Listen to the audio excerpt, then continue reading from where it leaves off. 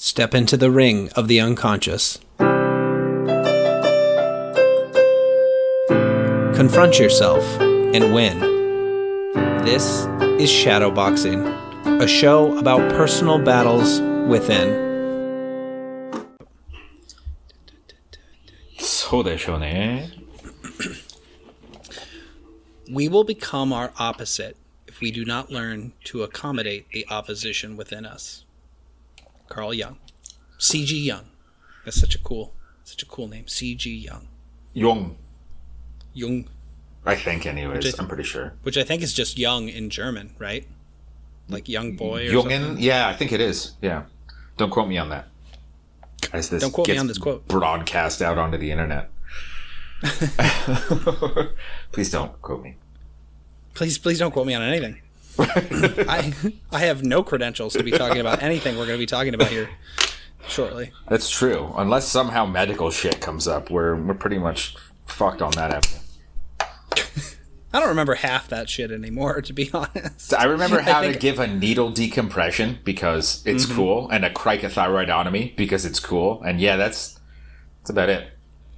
I can do a rapid patient assessment and a detailed patient assessment, and probably treat decap BTLS. The big boo-boos. The big boo-boos, yep. Splint it, stop it from gushing, and give it oxygen. Then fluids. I remember they told us if we didn't have a way to take blood pressure, you could just take, you would just say the heart rate over Palp. Diastolic, or palp over palp. And I was like, what does that even mean? It's just blood pressure, or it's just heart rate. Oh no! It's if you can detect a pulse in the femur, it implies that they have at least a minimum of such and such diastolic. I want to say it was 90 in the inguinal area. Is that what it's called? Inner thigh. And then if it was at the foot, it was lower. If it was at the wrists, I think it was higher than the foot. And then obviously the carotid was the highest. So you basically just start at the carotid and work your way down. You're like, okay, I know it's at least this. See, that was the crucial piece of information I was missing. That's why I was such a good teacher, man. I pick up on that shit. Yeah. So, I think, Jung was talking about the opposition within us being the shadow. But it's interesting that it's you talk about integrating the shadow, and in a way, there's a choice to embrace the sides of you that you find least appealing. But really, I guess what he's talking about is you will become your opposite. Sometimes there's parts of you that you don't like, at least in my perspective, right? There's parts of me that in my past I didn't really care about or care that they were part of me. For instance, as a kid, I was way too chatty, and I did not like the fact that I talked as much as I did. And if I'm excited about a topic or something, I will just go on long rants. Right, and but what made you not like it? Because I think a lot of, honestly, where the shadow comes into play is, so as a kid, you're almost just purely receptive. Things happen, obstacles come in your way, and you're just okay, whatever. And there's no ego really. And what I think happens when the ego starts to develop, your peers are also starting to develop their own. And so,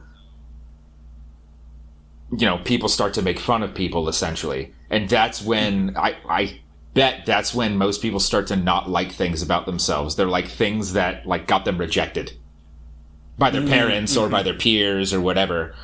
And as time goes on, it hits a certain point where they're they stop thinking this hasn't done me well. They start to think, I hate that thing because it's only been trouble. Right. It's not serving me a positive purpose. Right.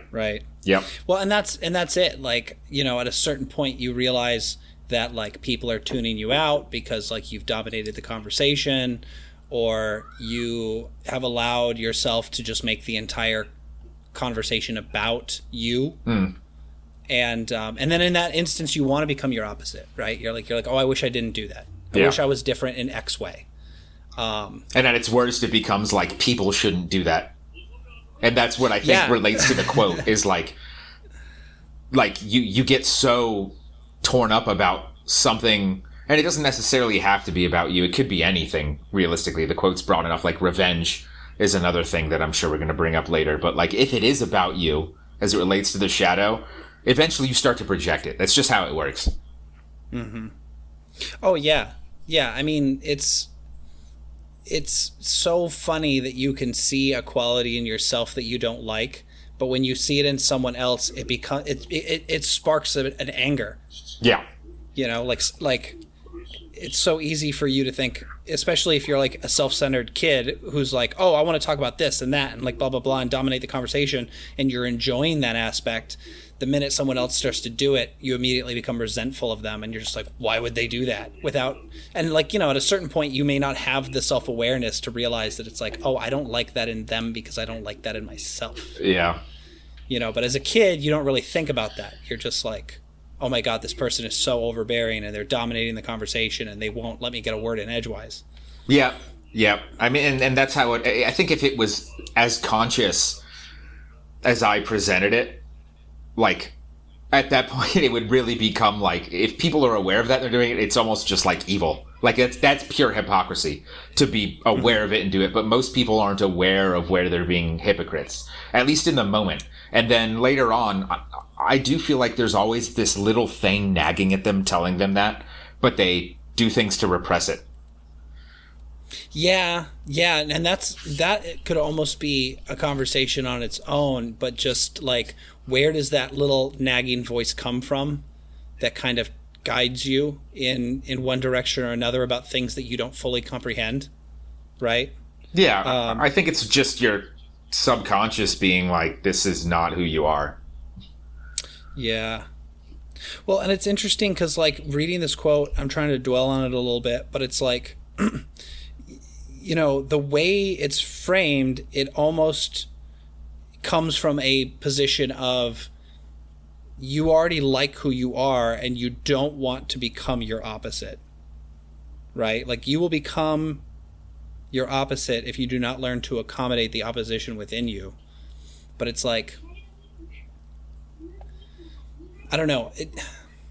Opposite and opposition don't have the same connotation in my mind. Yeah, right? yeah. Like, you're right. Because like becoming the opposite is like literally becoming the archetype, whereas opposition is just like the balance to your extremes that you developed to, you know, compensate for when you were punished or felt bad for displaying that behavior you were naturally inclined to.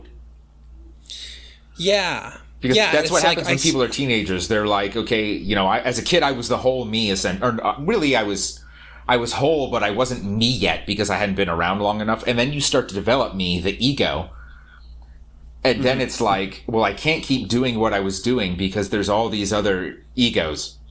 And so you start to pull some of it back, where you could probably just find a way to present it in a balanced way so that you did kind of connect with everyone seamlessly.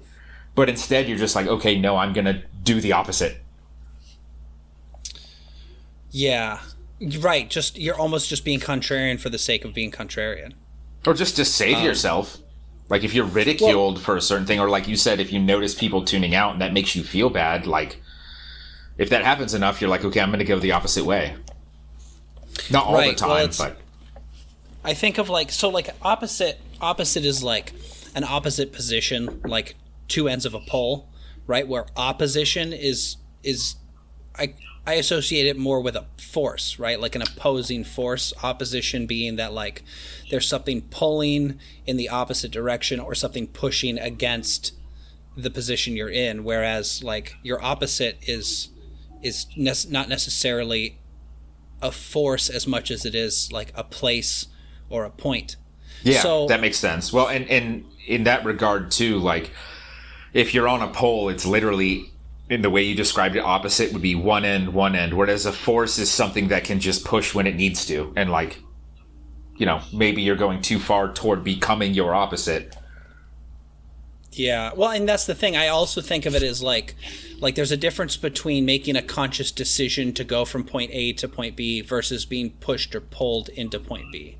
Yeah, that makes sense. I guess that is how I'm trying to reconcile that concept in my mind, because there are times where you do want to make a transition. Like, I am X person and I want to be, a Y person. Yeah.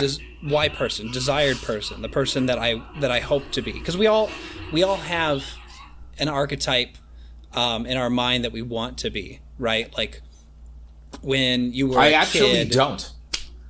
Which drives me nuts. Yeah, no, that would be very helpful, actually.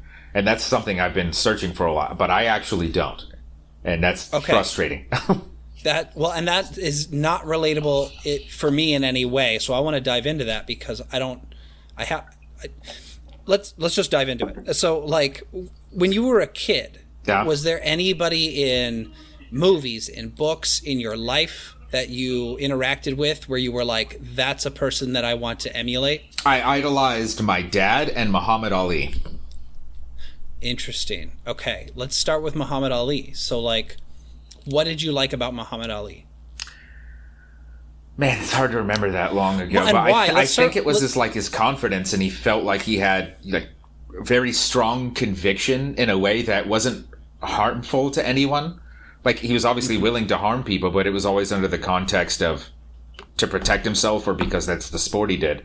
Like, I don't know. Like, I didn't know words like conviction then, but I'm trying to remember that feeling, and that's what I'm thinking of. Like, he was confident, and he had conviction, and he was just good. And, well, how'd you learn about Muhammad Ali? Because that was, like, he was before your time, before our time. Like, were you big into boxing as a kid? No, it was literally just him. I don't remember. I mean, I was real young. Huh. Interesting. So it was less about his, like, boxing prowess and more about his personality as a person. Yeah. I think my dad told me about him, honestly. I would assume. Gotcha. Right. And then your dad, I mean, I think that's kind of the obvious one, right? Because, like, as young boys, we all emulate our father, like, for better or for worse. Yeah, and he was a fighter pilot who was a instructor at Top Gun, so it was like, I mean, that's something to really want to be as a kid. Oh, yeah. It's funny, my dad wanted me to be a fighter pilot. Like, that was something that he hoped that I would do, and because I didn't have the vision to be able to do it, like, I think he was kind of bummed out by that. But, like, I never had dreams of doing that. Like, it was never something that I wanted. I never thought being a fighter pilot was that cool. I was always interested in the military from a very young age. Like, I watched a lot of war movies growing up. I always wanted to be, like, on the ground. I always wanted to be infantry. That's where the coolest stories are told. Yeah, exactly. The coolest stories. I watched the movie Patton with George C. Scott. I watched it, like, 12 times one summer. I just thought Patton's bravado was super cool. It's funny. I had this phase when I was young, like, and when I say young, I mean, like, maybe 9, 10 years old, where I had an infatuation with Custer. George Armstrong Custer, right? Wounded Knee, Yeah, the little bighorn.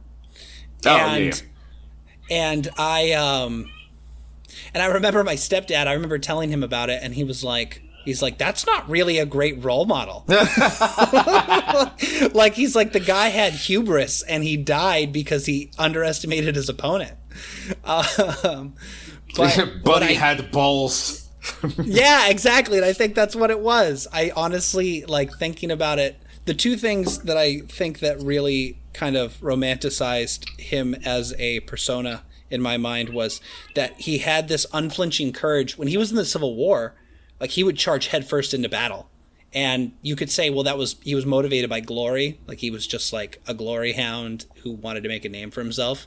But just the fact that he did that and that he had this confidence is one half of it. The other half of it was there was something really romantic in my mind about fighting an overwhelming force and like dying valiantly, even at a young age, which sounds kind of ridiculous for like a 9 or 10-year-old kid, but being the age thing, because you see memes about that all the time, but being that young, that's pretty intense.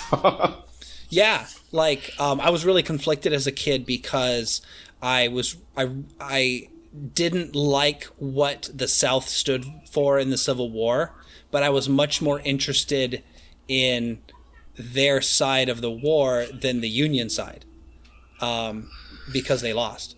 Right. I mean, that's. I think a lot of people don't get that. It's like, because now there's such a moralistic stance tied to all these wars too. It's like, oh no, I think the South is more interesting, and people like, so you want to own slaves? It's like, no, like they lost. It's cool. Yeah. When I was a kid, my mom took me to one of those places where you can get your photo taken, and you like in the Old West. They dress you up in a costume and they take this old timey looking photo. And I wanted to be a Civil War soldier, and they had the outfits for it. And I ended up choosing a Union soldier's outfit purely out of like moral obligation. I was like, so I don't want sad. I don't want people. I know it is, right? And I was like, I don't want people to think that I like slavery if they see this picture. Fuck that. I know, but like there was something about the outlaw aspect of it that I thought was really cool. But yeah, so it's like, the emulation of a character, or of a, I guess, it really is an archetype. As a kid is something that like we carry on in our lives, and it can be fatal, right? Like, because you may not live up to your expectations of that persona, or you integrate it into your life in a toxic way. And I definitely did that on a couple different fronts, right? Like, I was a very bombastic and loud kid, and I was very overconfident for what I was capable of, what my abilities were. And it was, I mean, I realized later in life, like, it was a facade, and what I was doing was I was protecting my kind of fragile insecurity in not knowing everything there was to know, or being able to do things, well. And so having this persona of overconfidence helped kind of compensate for that. But see, it's funny because I can relate both to both of those insecurities. But for me, I didn't compensate with it with overconfidence. I just quit things very quickly. Like, if I'm not good at them immediately, I'm like, okay, well, that, must just not be for me. Next. Right. And you kind of just want something to fall into your lap. Which isn't going to happen. Like, oh, I'm great at this. Yeah, it's not going to happen. I mean, it very rarely happens. I mean, not to go on a tangent, I do want to get back to the emulation thing, but like, it happened to me at an older age, and you know about this. Like, I found out really late in life that I had a natural ability to draw. And, that's true. Yeah. And I didn't know that as a kid or anything. And it's funny because learning that as a, 28-year-old, that I had this natural ability to draw was kind of a little confidence boost. But it's probably something that would have shaped my identity had I figured it out at like 13 or 14.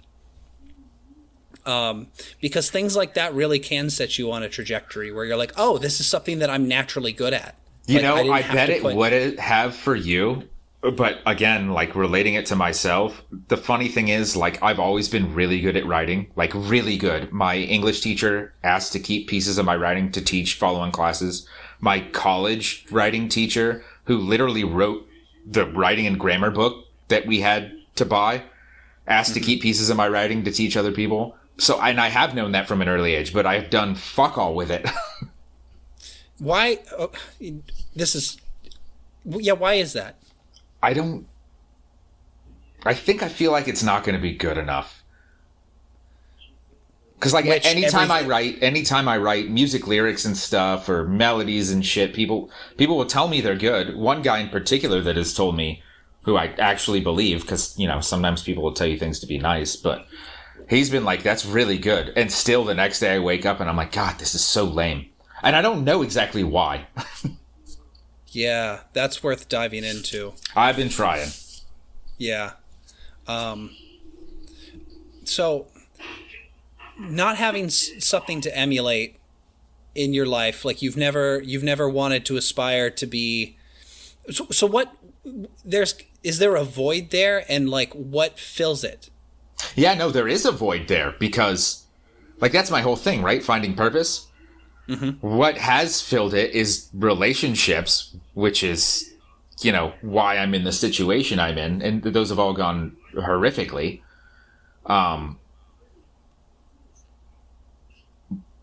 But like now, meditating, praying, having time to think about it, it's like, okay, that can't be what fills it anymore. So now we gotta figure it out. Mm-hmm. And so I think really what it comes down to is just starting to make stuff and finish it. Even if it is shitty, like at least finish it. Because that's the only way I'm going to get better anyways. Because then I can go back and be like, okay, well, wait a minute. Why is this shitty? Not, it's shitty. Let's just stop. I always hated doing revisions in school. Like for writing, they'd be like, write a first draft. And I'd be like, I'm going to write a first draft and stop because everybody's always told me how good my writing is. Why would I need to continue? I don't care about this anyways. It's an assignment. And that may have something to do with it too. Yeah. Just not wanting to do something purely out of because you told me to. Yeah. Which is not how you foster creativity at all. Yeah. And actually, that's a good way of putting it because because you told me to, it's feeling like I have to. And so in the moment I first start something creative, it's because I want to. And then coming back to it at all, you just nailed it. That's what it is. It's because I feel like I have to. And I hate that feeling. Mm-hmm. Because my my dad was a military officer, and that is how he raised me, as if I was a E1. Yeah, and you have to do what I tell you all the time. And I'm not going to tell you why. Yeah, you just need to do it. Yeah, because it's right.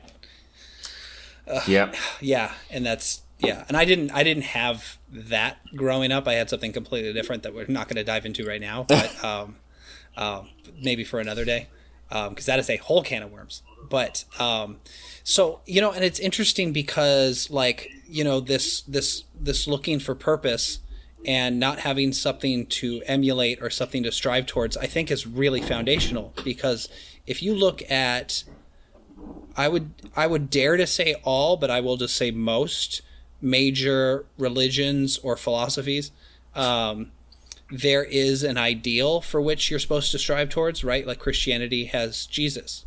And Buddhism, even though they don't worship the Buddha, he stands as this is the ideal of which you should emulate, which is, the Eightfold Path and reaching this place of enlightenment.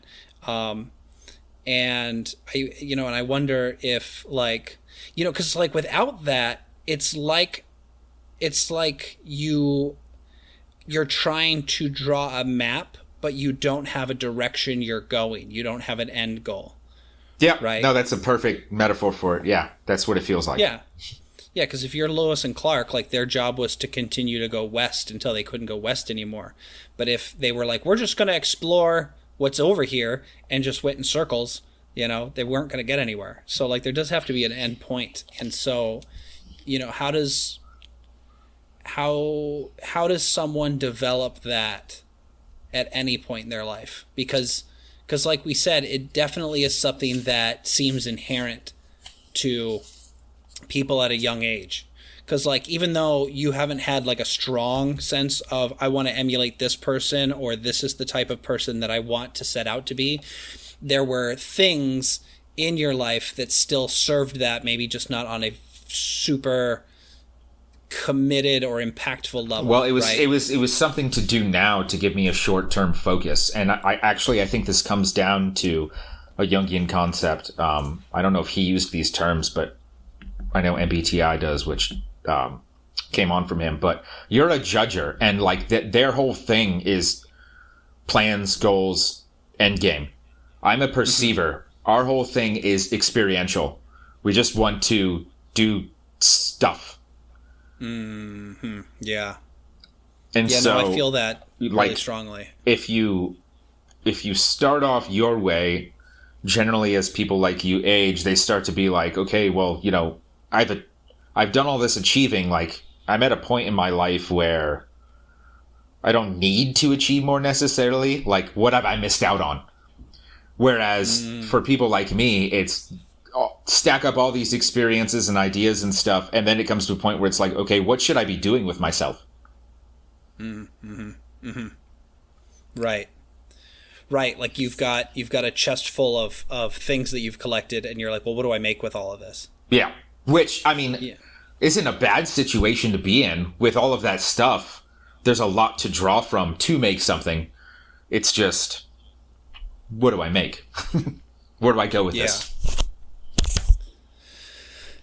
Yeah, and I mean, that does really feel like you do need an endpoint in mind. But like, how do you what do you start? What do you build that on? Do you build it on the things that are in your chest, or do you build it on something beyond you? And then if you choose to do that, like, how do you determine what that's going to be? Because it really does feel like you only have one shot at it, which isn't really true. But that's like the sense that I get. Because like, as I am a planner, I am someone who like, if I come up with an idea or something, I need to think it out all the way to the end and think about like, okay, well, what are all the steps that I need to do, and how likely is it to complete those, and how obtainable is it?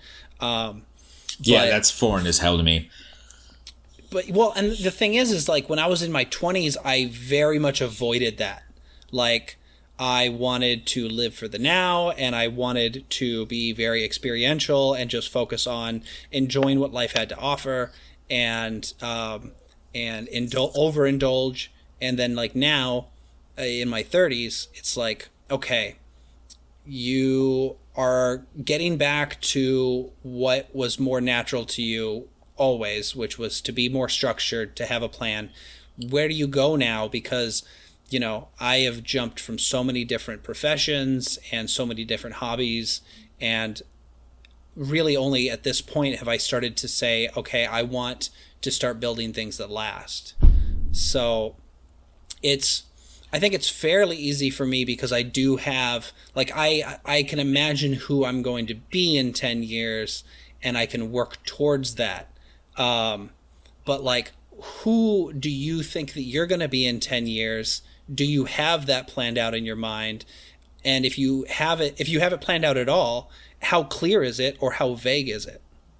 No, not at all. Like, I understand why that sort of thing is important, but like, I don't even know how to get to that point, because there's just so many options of like ways that I could be content.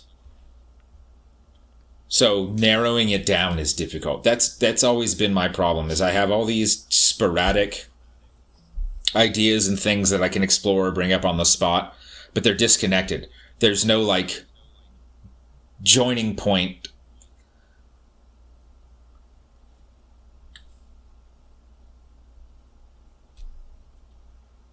Like, I don't start with an end game and then work out. I just randomly pick something sort of and follow the path.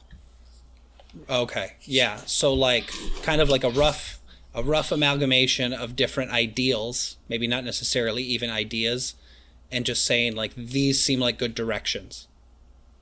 Or I just literally encounter something in my life and I'm like, okay, that strikes my fancy. I'm going to go pursue this until I get bored. Well, and that's the thing, like, until you get bored. So there's not even an end goal to those individual things. It's just no, it's literally just, it's some fascination at the moment. Well, and I feel like it almost seems like you have two things that I think complement each other really well if you had a piece to join them together, or like something as a catalyst. But like, you're someone who experiences a lot of things, and you enjoy like the variety of things you experience, and you also have this ability to write. And yet, like, have you considered marrying those two at all? Because like, to me, that just immediately stands out as like, I have the ability to write. I love experiencing things. I should be writing about these experiences. Oh, no, I guess I've always been interested in like fantasy, but like, that's a good point. Like, why shouldn't I just write about the things that I've experienced? Yeah. I don't know. I mean, like, or put them into characters. Right. Well, and that's the thing. It doesn't have to be so much a diary or like a biography, here's what I learned. Autobiography. Yeah. As much as it's like take the variety of those things and use them to. Well, that's where it would have to come from at all, I guess. I mean, I can't write about something I don't comprehend, but even there, the whole problem of narrowing it down to an end game and working out from there is just so hard for me. Mm-hmm. Like, I'm not a top-down thinker. Yeah. Right. You're not an end goal thinker. Right. Because, like, I guess the way it would work if I was would be like, okay, what's the point of the story? And then branching out from there, it would be like, okay, what are the themes and what... I'm literally talking out loud about what I should be doing, probably.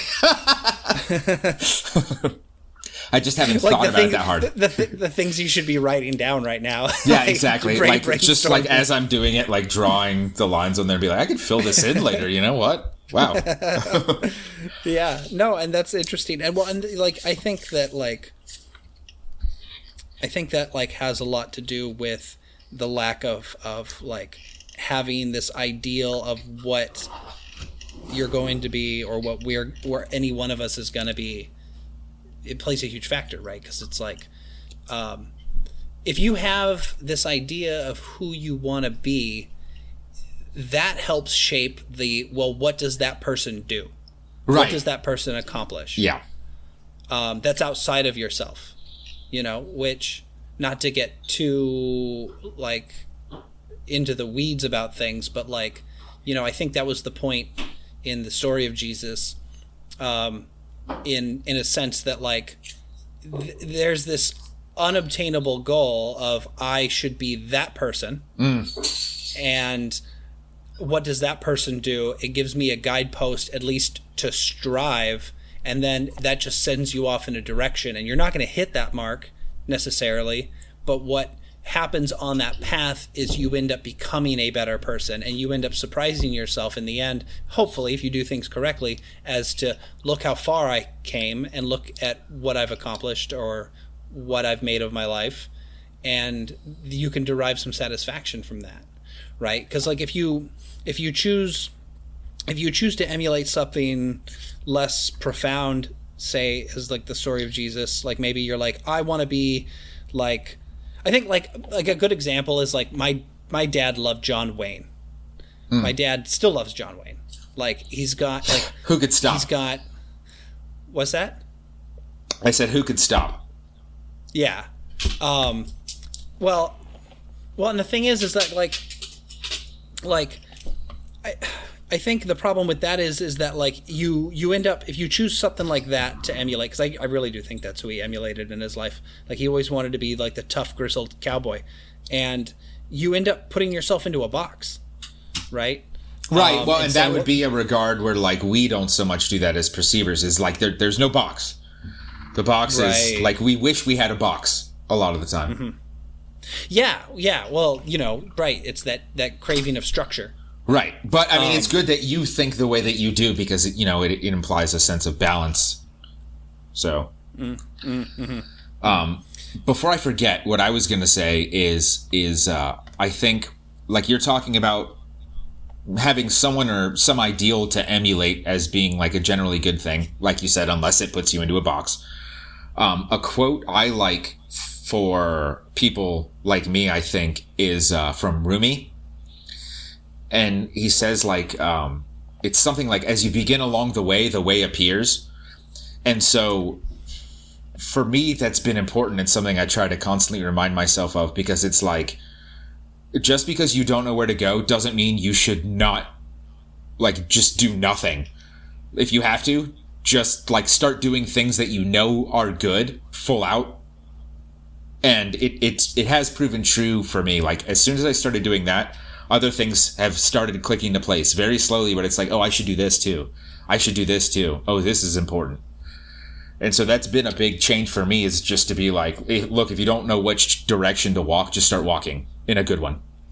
Right. And I think that really is the recipe for success insofar as like anyone that has become successful in life, they always seem to tell a story about like, I grinded for forever and ever. Like, you know, maybe you were an actor bussing tables and you played a bunch of small roles that never made it onto film, and then one day you finally had your big break. Or you worked in sales and, you know, barely kept the roof over your head until finally you made the right connections and had this big opportunity. Yeah. Right? And I think that probably I mean, not to just wrap it up into a box and say, yep, that's it. But like, that really does seem to be like at least the foundation for what it takes to be successful, right? You also probably need to work on your ability to adapt and to innovate and to kind of conform what you believe to be the answer to reality. Yeah. But that definitely plays a huge factor of, I'm going to continue to try and I will change as needed my tactics. But like, as long as I continue to try, eventually the opportunity will present itself that I need to get my big break. Right.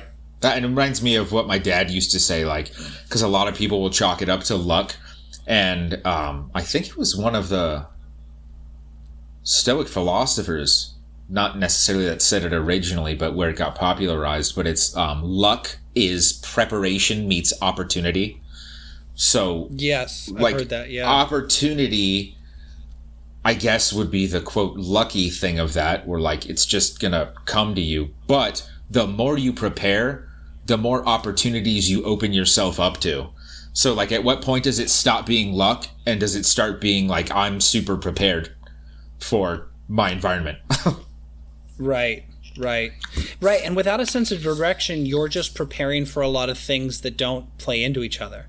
Right. Yeah. It's scattered. And that's something that like, and I don't want to bring up things that I may like regret very often because I don't think it's productive. But like, you know, if I could go back and talk to my like 17-year-old self, I would tell him, it's like, find something that is very universal or can be applied in many different places in your life and get really good at that. Like I had a conversation with my little sister who, you know, just turned 21, and she was asking me what she should do with her life because she's just working and she doesn't want to commit to school because she doesn't have an idea. And, you know, it's funny because like I immediately just started spilling out to her, like I was like, oh, here's what I would do, you know, like, because like obviously like without having to think about it, you know, in that moment, because like somewhere in the back of my mind it had already been ruminating. And I was like, yep, here's how I would do things if I was in your place, and just kind of eagerly spilled it out because I was like, let's go. Like, let's be 21 again and just do all this right. But I told her, I was like, learn a trade. If you have no direction and you have nothing that you find to be a passion, learn a trade, and then or a tradable skill, and then get really, really good at it. And then once you feel like you've mastered that, now you've got a base that you can work from. Yeah, well, that's like, what I did inadvertently. Yeah, no, and I think we talked about that the other day. I was like, you can always fall back on that. You could leave that for years, I think. Well, I'd have to learn CNC first, but yeah. Sure, right. Like maybe there's a few things you need to polish off. But well, I just mean like I run a manual right now and stuff's going to automation. Like if I left it for a few years, I'd have to learn the automation side. Okay. So that's where I'd be fair. screwed now. Right. Like I told her, like, become a carpenter or an electrician, because like, you know, even if, you know, carpentry is a great one because like, you know, people are always going to need someone to build a house. But if you get really good at carpentry, I mean, if you wanted to like go live in a van and go do the hippie thing in your 20s, like you can always stop somewhere, build some stuff, sell it online, things like that, right? And that gives you a base from which to work off, where now you can go pursue your dreams, because, you know, that was never a thing that I felt like I had the opportunity to do at a young age, because I grew up in a poor family. I joined the Navy as this is going to keep my head above water while I continue to like be a stupid 20-year-old. And I had friends who had very supportive parents or very well-to-do parents who, like, you know, I had a friend in the Marine Corps who he was getting out, I was like, what are you going to go do? He's like, I'm going to go be a drift car racer. And I was like, what? And he's like, yeah, I want to go be a drift car racer. And I was like, why do you think that that's even an option? Like, that seems so foreign to me, because I was like, that's so stupid. You're never going to make it as a drift car racer.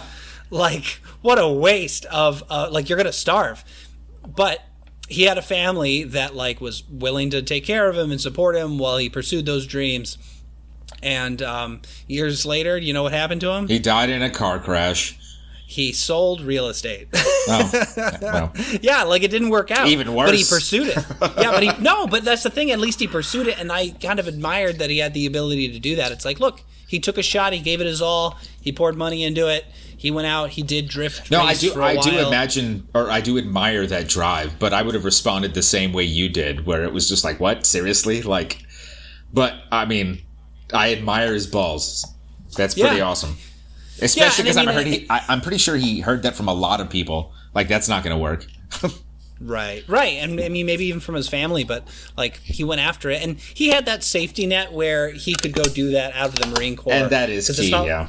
Yeah, and if you don't have that as a young person, you need to make it. You need to make your own safety net, which I never really did. Like, medicine, what I thought when I joined the Navy, I thought medicine was recession proof. So I was like, oh, this is perfect.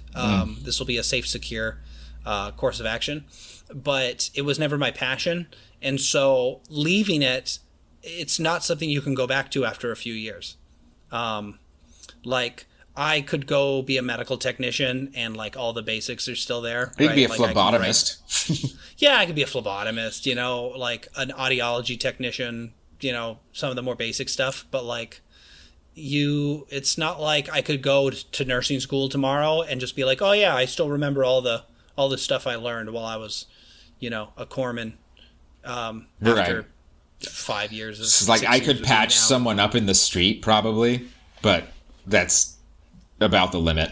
Yeah, other than the phlebotomy, but yeah. Right. Yeah. So, you know, that is definitely helpful in that regard, but you have to build that base.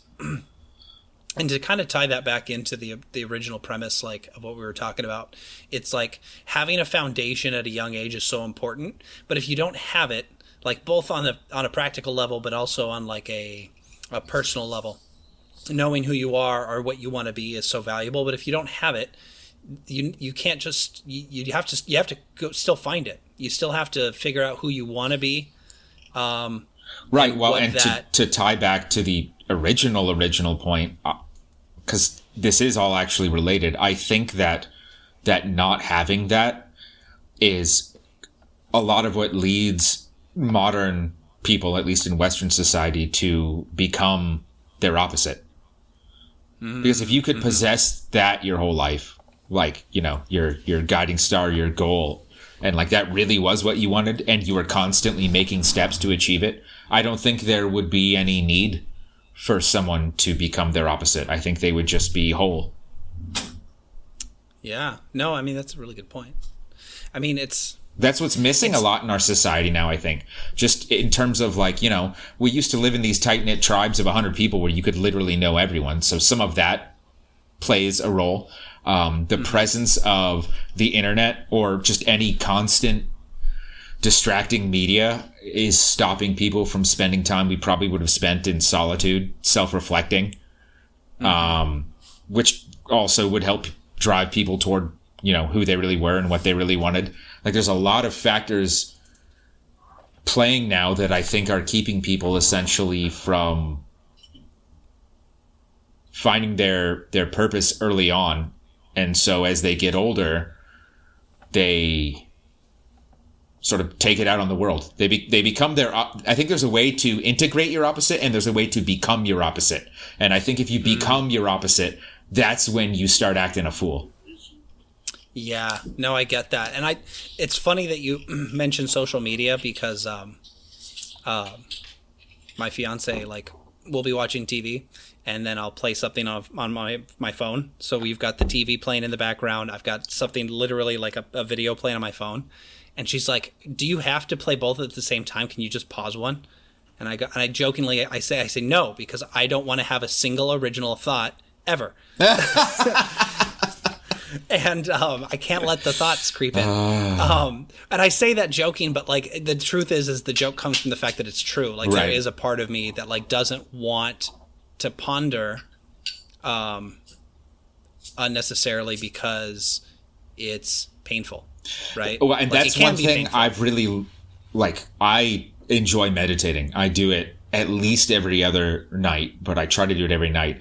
And it's because like, so when I first started to do it, I was like, people like me, like we just can't do it. Our minds are racing too much.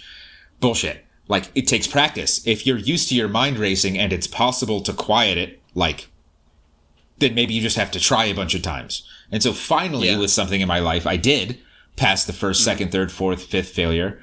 And now, like when I do it, I mean, things I used to get really upset about or worked up over, I should say, like about myself, about my interactions with other people. Like I just think about them and like there's no like passion behind it. There's no judgment to myself or others. I just think about them and it's like, oh, here's what I should have done. Here's what I should do going forward. And this is why.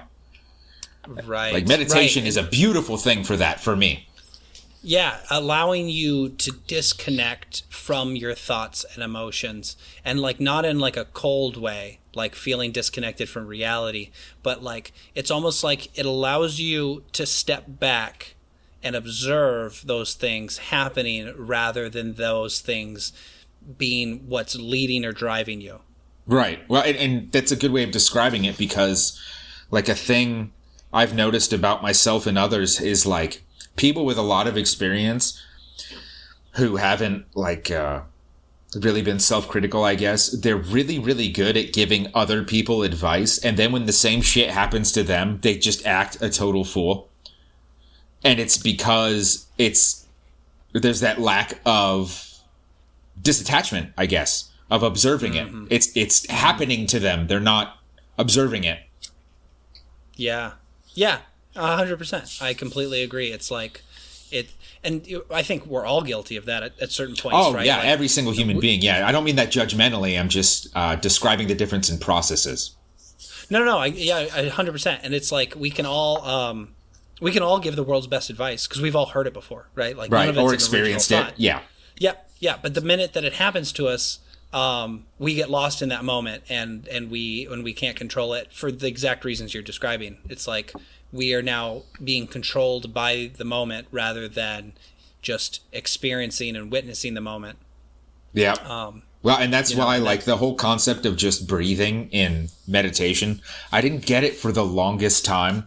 And then one day it clicked. It's like, okay, that's something, like, if you're sitting quietly, what's the one thing you have to do is breathe. So it's just like, okay, well, since that has to happen, just focus entirely on that. Mm-hmm. Yeah. Well, and not only that, but it's like, it's a thing that you're not controlling, right? And you're learning to witness it and to be mindful of it. Right? I'm thinking about this process that's happening to me, and our thoughts are kind of like that too, because like we can tune our thoughts to what we want to think about a lot of the time, but that's not always the case. Right. When there's some external stimuli that we feel reactionary towards, it goes onto autopilot. Right. And then, and meditation's great for that, because once you've stopped focusing as much on your breathing, then these thoughts come into your mind.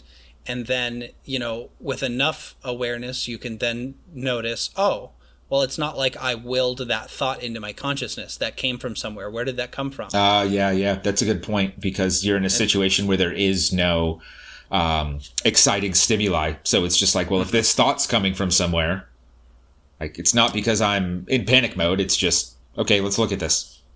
Right. I'm not reacting to anything. I'm existing, and that's something a good point. Is manifested. Yeah.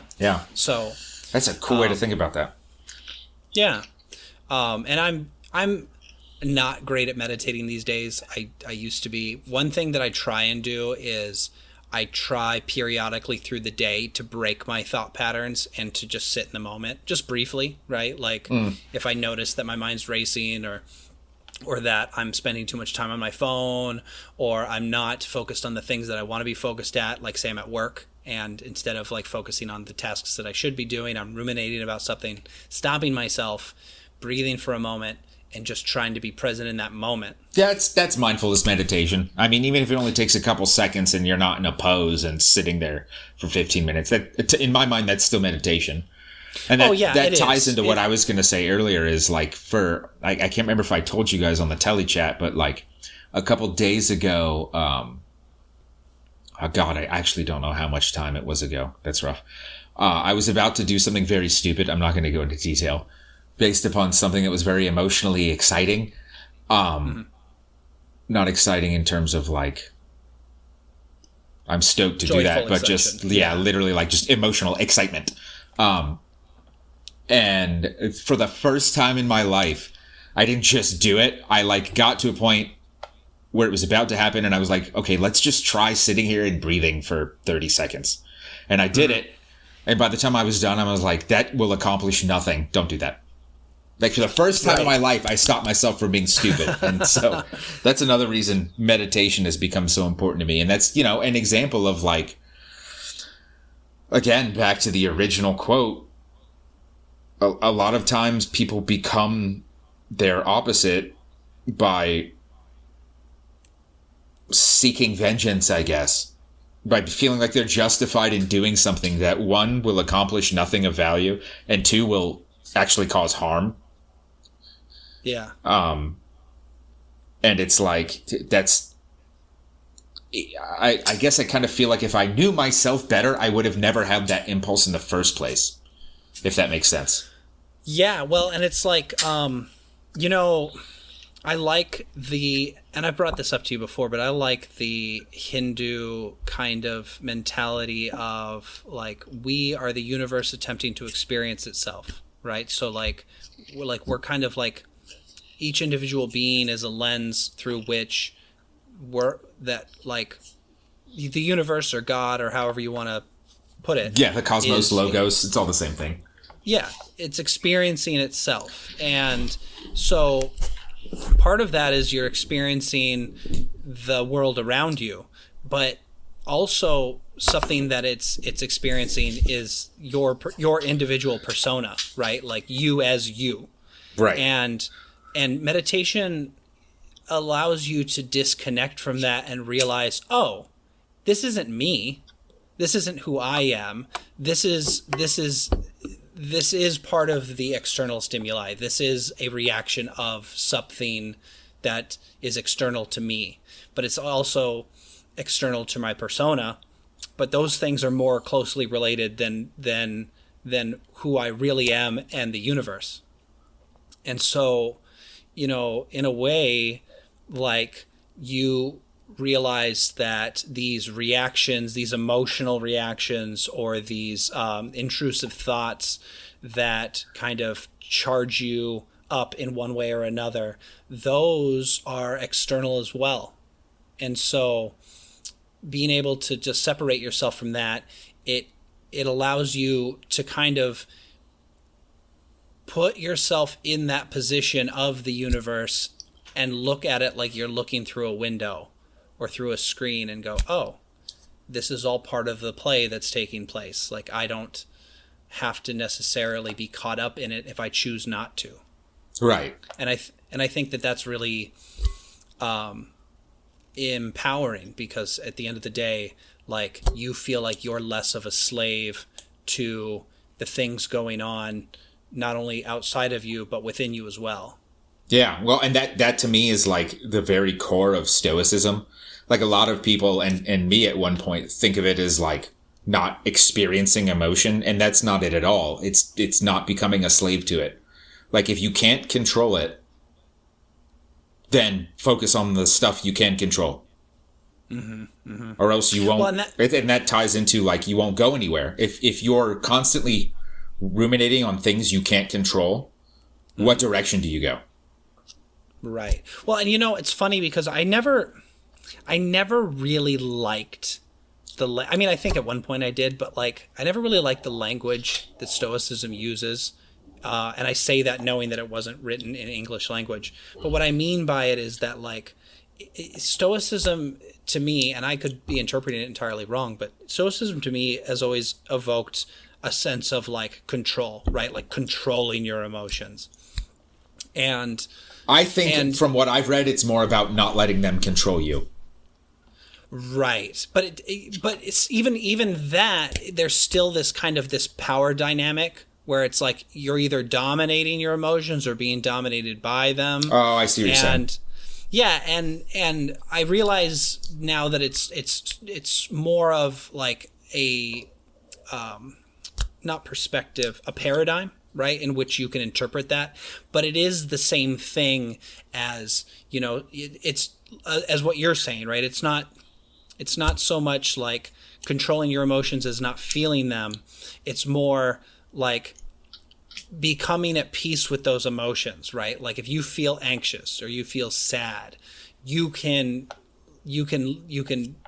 be part of that experience in a very direct way, or you can step back and say, yes, I am sad, or yes, I am anxious. And make peace with it. There's a quote from Aurelius, I think, where he said something about like, I can't remember exactly, but it was something like, you know, feel your emotions, but don't make them worse. Mm-hmm. And there's a whole bunch of them saying like basically if you fear something that you know is going to happen, you're encountering the problem worse. So basically it's saying like, you know, when stuff happens, you're going to feel it, but like, don't make it worse. Don't ruminate on it. Don't dread it. Basically, don't be depressed. Don't be anxious. That to me is what Stoicism's about. Mm-hmm. Mm-hmm. Because stuff's going to happen and you're going to have feelings. They weren't just like, oh, disregard them, but it's like, keep going. Right. Like, I mean, not to talk about a cliche, but, you know, the old John Wayne quote of courage is being scared but saddling up anyway. Yeah, that's exactly it. Yeah.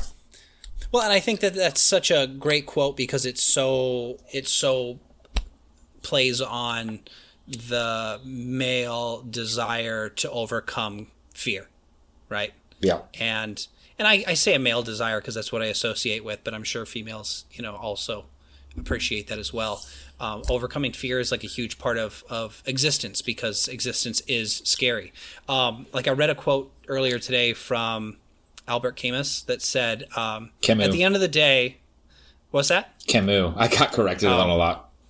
I've never actually like heard it said out loud. Yeah. Albert Camus. And he said at the end of something, I'm paraphrasing, but he said at the end of the day, it takes more courage to continue living than to take your life. And it's so true. Yep. It is so true. Because like, I mean, if we were all honest with ourselves all the time, like we would constantly be in a state of panic. Yeah. Right? Like at existence itself. But we muster up the courage to just be like, all right, we have some control. We're going to take that control and we're going to like use it to the best of our advantage to get through this whole ordeal. Yeah. Well, and on the note of courage and Aurelius, there was a story I've heard. I forgot the guy's name, but it's one of the Stoics whose clips I get all the time. He talks about how when Marcus Aurelius found out he was going to be emperor, he just like broke down because the weight of responsibility and because, you know, all of his dreams as a young man were basically dashed. And then apparently either that night or soon thereafter, he had a dream where he had these pauldrons of ivory. And he woke up being like, that means I can bear the weight of this. And like, that's how he became who he was. Mm-hmm. That's what gave him the courage, essentially. And I think a lot of that is what things come down to, is just being like, you know, crap has happened in my past. I might fail, but whatever, like do it. Right. Just do it anyway. Just grip it and rip it. Yeah. Because you're not going to go anywhere otherwise. So.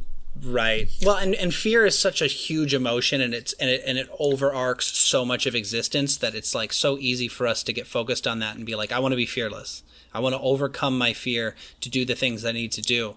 But, you know, if more people were able to look at that and then realize I need to apply that to all the spectrums of emotions that I feel and all the worrying thoughts that I have, like that would be so much of a leap in the right direction that it brings you closer to that wholeness, right? Because like that is one of the, I mean, and this ties back to what we started with, is this idea that we need to kind of come to terms with our opposition, right? The things about us that we don't like, because we like to identify with certain things, right? Like some people like to say, oh, I'm a very cool-headed person. I'm a very rational person. And other people will be like, well, I'm a very passionate person, which, you know, essentially means that you're a very emotional person in a positive way. Right. And realizing that you need to find the balance amongst those varying things, even the ones that you don't want to associate with, because those things that you don't want to associate with, you may not necessarily fear them in a very direct way, but in a way, in a subtle way, you do, because it's things that you don't want to confront, because maybe it fractures your ego, or maybe it brings up things in your life or things about yourself that you've grown sensitive to because of things that happened in the past, or just there's the fear of becoming a slave to them, or not being able to find that control of them. But that really is kind of what it's about. And Stoicism does a really good job of explaining that, you know, to your point, like, is like, you know, this mastery of the facets of your mind and your emotions, and not just courage. Like, it's not just about courage, but so much of that paradigm of facing courage, standing up to what you are scared of, being scared anyway. Right. And still overcoming it is the same thing as it's okay to be sad without letting the sadness overtake you and bring you to a place of despair. But also, you don't need to run from it and try and convince yourself that you're happy, right? Like, courage isn't saying that I'm not scared of what it is I'm about to do. Yeah. I get what you're saying. I'm doing it in spite of my fear. And it's the same thing. Like, I am when it comes to like anxiety or sadness, it's like I am able to carry on in spite of this. And I'm also, and not necessarily in spite of, but it's like I am able to carry on with this wholly being a part of me as well. Right. Well, and it's like if you think about it like a fractal, you know, what you're describing essentially is, you know, a point on a pole or whatever, and then having that opposition force that pulls you in the other way. Because like it's not like the opposite of fear is courage. I would actually say the opposite of fear is like just hubris, blind brashness. But the opposing force to fear is courage.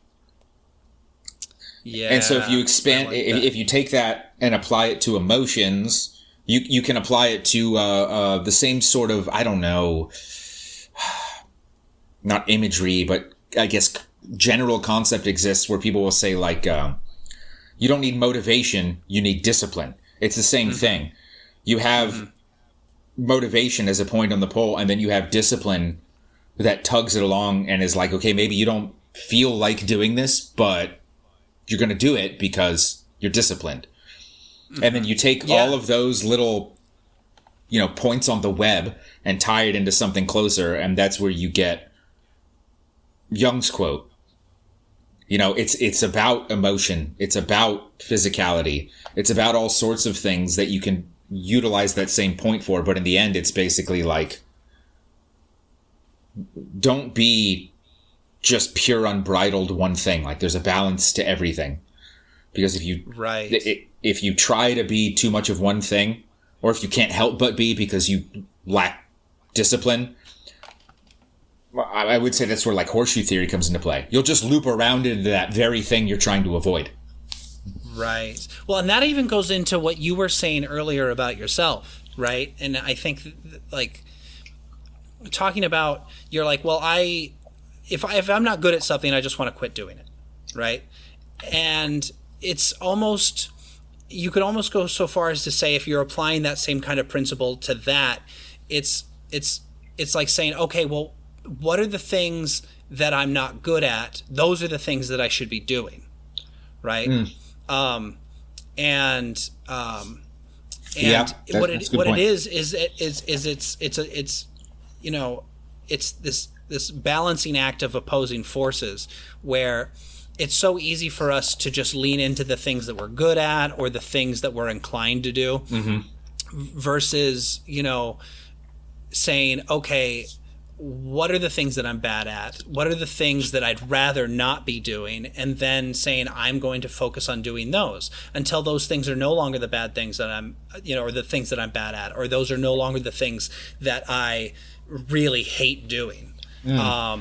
You know, and there's the things that you hate doing, they become less over time, even though we don't notice it, right? Because like as a child, the only things you want to do is you want to play, you want to eat sugar, and you just want to be like bombastic in all aspects. Like you just give in to whatever urges that you have, and your parents try and discipline you out of that. They say, no, go brush your teeth, get ready for bed, put on your pajamas, take a bath. You know, these things, like no kid wants to take a bath, right? But then like you think about that, and you think about like, you're like, oh yeah, imagine being 30 years old and just being like, oh, I don't want to take a shower, you know, or like, I just want to be dirty all the time. Like that would be a miserable existence if that's where your mindset was at. And so like, it was so helpful that your parents did that, but there are things that, that continued on after their guidance that like, maybe you felt like, oh, I've kind of reached the point of adulthood and I'm good to go on X, Y, and Z, and I don't need to do that anymore. Or like, you know, like I've mastered the basics. Like I brush my teeth on my own. I eat healthy for the most part on my own. I go to bed when I need to on my own. But like that same sense of like, there are still things, and if there are still things in your life that you dread doing, or you think, oh, well, that's just not me, that's not necessarily true. Right. Like we're very malleable people, and our brains are still very, like high in plasticity. Right? Like our brains are still very malleable far into our lives, and we can still adopt these things that either we want to emulate, or just maybe we just know that they're good for us. Right. And so many people want that, I think, but so many people also feel daunted by it. I know I do. I think I spend the majority of my day thinking about the things that I wish that I was, right? Like, so I haven't gone to therapy in a while, but I was going to therapy for a couple years there. And, you know, kind of once I had started to really kind of hammer out some of the deeper issues that I had, I found that the source of my internal suffering wasn't necessarily gone because I had hammered out those issues. What had happened is that it just manifested in something else that I needed to do, right? Or something else that I needed to tackle. And near the end, what it really came down to, what I found myself talking to my therapist about, was just being like upset and anxious at myself that I wasn't more productive. I was like, why can't I just get out of bed when I want to? And why can't I just have a list of tasks that I accomplish at the end of the day? Like, why is it so hard for me to do these things that I know are good for me? And why do I constantly feel like it's easier to give in to my impulsive desires to maybe sit on the couch, or to eat that snack that is not good for me, or to not go to the gym, or to not organize, you know, whatever thing in my house. And you know, and I really think that like that I don't know if it ever goes away, and that may be kind of going back to, I'm sorry for going on a ramble, but like I'm kind of developing this thought as I'm saying it. Going back to the idea of like there's constantly these pulling forces, right? And maybe it never goes away. Maybe you never reach a point where you're like, oh yeah, I'm the master of everything. I can do everything I want to all the time. You know, you think about someone like David Goggins, who is like literally the epitome of what I'm describing, where it's like all he ever does is the things he doesn't want to do. But I don't think that makes him a very happy person. I don't think that he has inner peace from that. I think that he just realized that thing never goes away, and he just decided, I'm just going to confront that thing constantly over and over and over. And I think that it comes back to you're going to feel things. Just learn to be okay with them. All right. So I think in the end, to me, what the Jung quote at the beginning means is like,